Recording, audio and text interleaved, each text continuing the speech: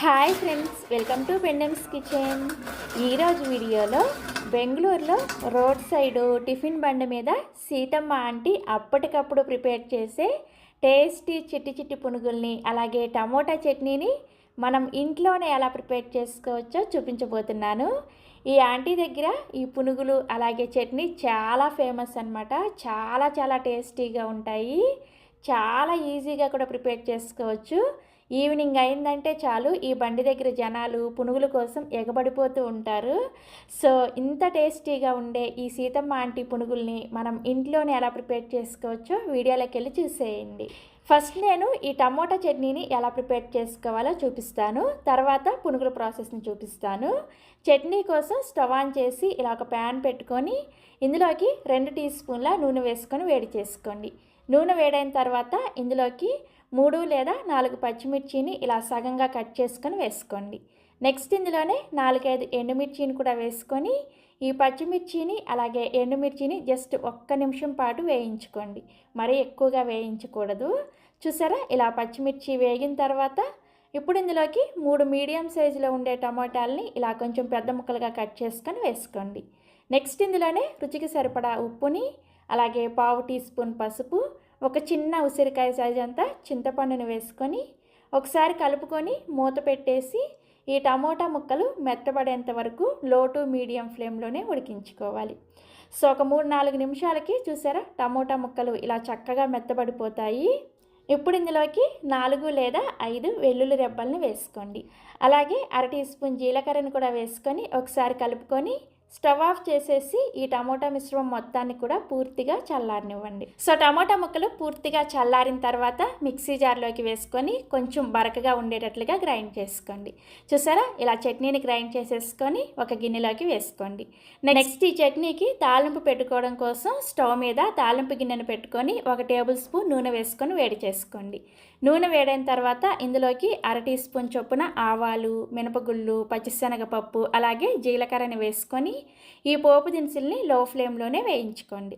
So పోపు దినుసులు ఇలా కొంచెం వేగిన తర్వాత ఇందులోకి 2 ఎండుమిర్చిని అలాగే 1 రెమ్మ కరివేపాకును కూడా వేసుకొని ఈ పోపుని చక్కగా లో ఫ్లేమ్లోనే వేయించేసుకొని మనం ముందుగా గ్రైండ్ చేసుకున్న ఈ చట్నీలో వేసేసుకొని ఒకసారి కలుపుకోండి.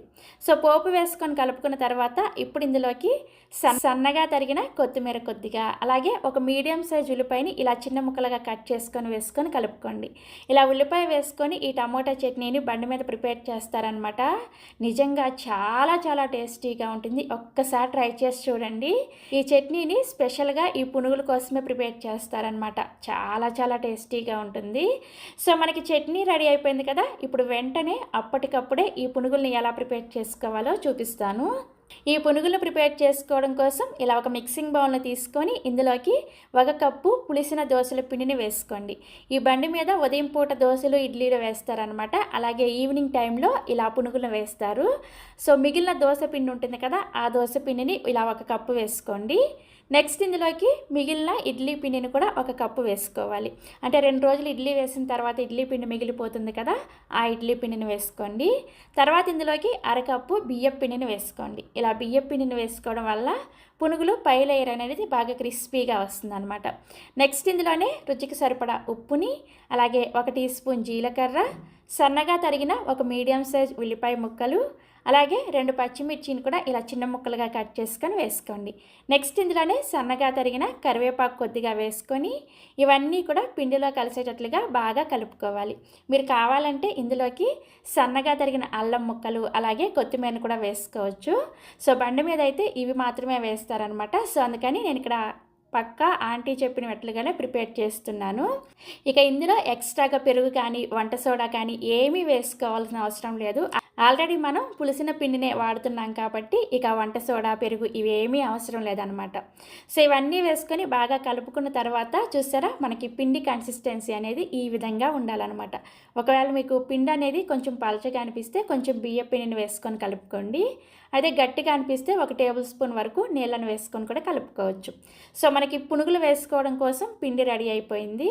పునుగులు వేసుకునేటప్పుడు ఒకసారి మీ చేతిని బాగా తడుపుకొని ఒక సైడ్ నుంచి ఇలా కొద్దిగా పిండిని తీసుకొని ఈ విధంగా నెమ్మదిగా నూనెలోకి పునుగులను వేసుకోండి.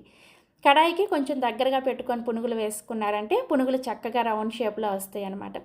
సో ఇప్పుడు పునుగులను వేయించుకోవడం కోసం స్టవ్ మీద కడాయిలోకి డీప్ ఫ్రైకి సరిపడా నూనెను పోసుకొని వేడి చేసుకోండి. ఈ కడాయి వచ్చేసి నేను ఇండస్ వ్యాలీలో తీసుకున్నాను. మీలో ఎవరికైనా కావాలంటే వీడియో కింద డిస్క్రిప్షన్లో లింక్ ఇస్తాను, ఒకసారి చెక్ చేయండి. నూనె బాగా వేడైన తర్వాత మంటని హై ఫ్లేమ్లోనే ఉంచుకొని మనం ప్రిపేర్ చేసిన ఈ పిండితో ఇలా నెమ్మదిగా మీడియం సైజులో పునుగులను వేసుకోండి.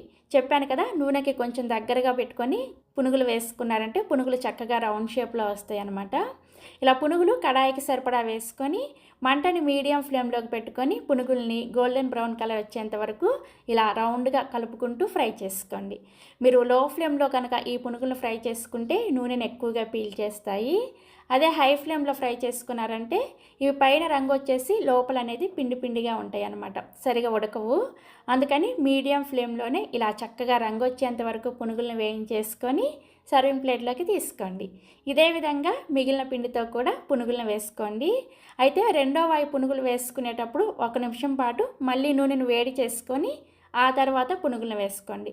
అప్పుడు మీకు పునుగులన్నీ కూడా పర్ఫెక్ట్గా వస్తాయి అన్నమాట. సో ఇలా చక్కగా పునుగులన్నీ కూడా వేసేసుకొని మనం ప్రిపేర్ చేసిన ఈ బండి మీద టమోటా చట్నీని, అలాగే నేను పల్లీ చట్నీని కూడా ప్రిపేర్ చేసుకున్నాను. ఈ పల్లీ చట్నీని, సన్నగా తరిగిన ఉల్లిపాయలు కొన్ని, ఇవన్నీ వేసుకొని ఈ పునుగుల్ని ఎంజాయ్ చేసేయండి. నిజంగా చాలా చాలా టేస్టీగా ఉంటాయి. ఇక నేను మీకు ఒక పునుగుని చూపిస్తున్నాను, చూసారా? పైన క్రిస్పీగా లోపల సాఫ్ట్గా చాలా చాలా బాగుంటాయి. అప్పటికప్పుడు చక్కగా ఈ పునుగులు వేసేసుకొని ఎంజాయ్ చేయొచ్చు.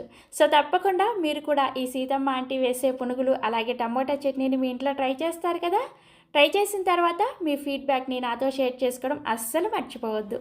అలాగే మరిన్ని ఎమ్మీ అండ్ టేస్టీ రెసిపీస్ కోసం వెంటనే పెండెమ్స్ కిచెన్ని సబ్స్క్రైబ్ చేసుకోండి. Thank you.